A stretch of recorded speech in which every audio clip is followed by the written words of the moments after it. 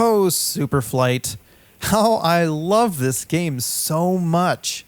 The game feel and how it puts me in the zone and how awesome it feels, and just it's just a really great game to focus on and keep doing runs over and over again. You can just like pick up, like do a quick run or something like that with it. The whole point of the game, though, is it's a score attack game where you fly as close as possible to the walls without touching them. And like that. Don't touch them like that. As close to the walls as possible without touching them, and you'll get a score. You get a score. The score starts to rack up as you travel close to the walls. And the more walls you're close to, the more the score starts pumping up. That's the gist. But the reason the game works so well is because the movement system. The movement system is really what makes this game so good. Really good.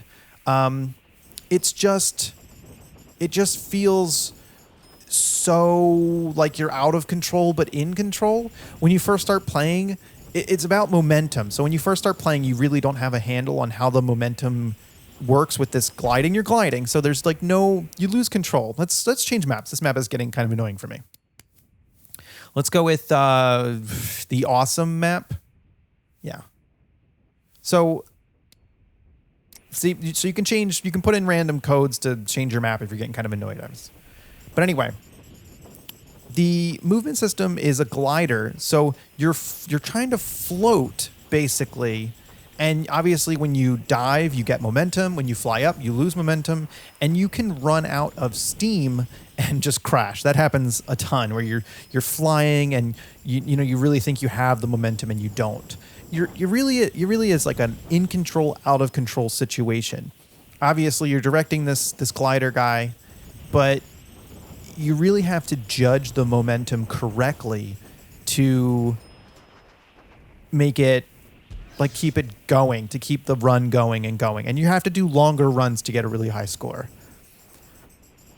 So as you just saw me take a portal, the portal moves you to a new map without losing control. I mean, that really, you can only fly so long on one rock, and then you need to move to the next. Now you can take a portal, or you can fall through the bottom of the map and it'll take you to a new one too, but you won't get the 1,000 points. So part of the game is being in control, like being able to determine what the map's going to be like and adjusting your movement to that. Being able to get to a new map, handle what the layout's going to be, and then get score based on that. You can play it safe by coming out. Ooh, that was close. You can play it safe by coming out of just hugging the sides of it, but you won't get a lot of score. You really need to fly through the level to get the most score possible. And it's really about adapting to what you see every time. There's no way you're going to get the highest score possible on one rock. You're going to have to move to new rocks. It's just the way it works.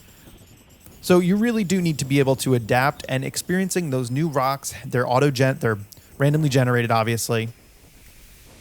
And so just being able to experience those new rocks and get the high score anyway, it's really tough, and it feels so good when you do it. Like when you fly through those gaps and stuff like that. Oh, gosh, that's brutal. When you fly through those gaps and you just barely make it, it feels so good. So the scoring system works where you just fly close to the walls, and the more walls you're close to, the higher it goes up. The longer you're closer to a wall, it multiplies it times 2, times 3.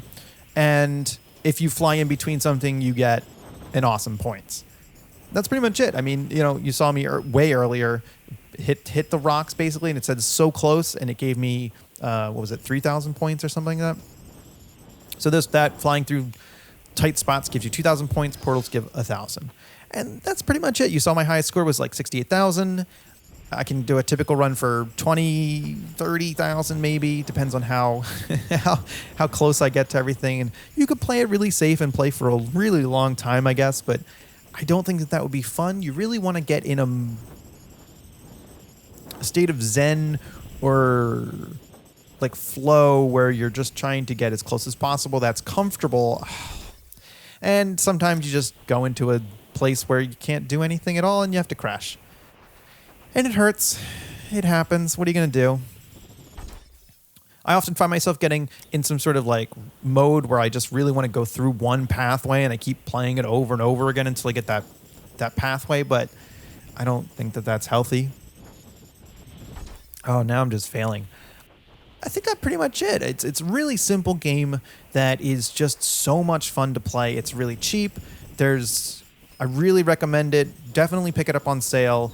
It's just good for a couple hours of gameplay. I don't think you're going to be playing it that much, but you could pick it up every once in a while, see how it feels again and stuff like that. Like it's a really good flying game. Probably one of the best, without being flight simulator, but one of the best flying games I've played. It's without playing an airplane. Ugh. All right. I'm going to end it here. I'm just failing too many times and stuff like that. So quick look at the settings menu. For the gameplay, it's everything you'd expect. Zen mode just turns off the scoring meter from running while you're playing, so it's more of an experience that you're like in the game instead of trying to get a high score. I like seeing the scores though. For video, it's pretty good here. I mean, at least you can control anti-aliasing. Shadow quality always hits the video card pretty hard. Shadow distance probably also would hit the video card pretty hard, and I just don't like motion blur. And audio, I mean, at least you got the wind. It's nice that they have separate sliders for effects, wind, and scoring. So that way you can just tune it to the way you like. It's pretty good. Thanks for watching. Make sure to follow the Steam Curators page if you'd like more of this content. Thanks.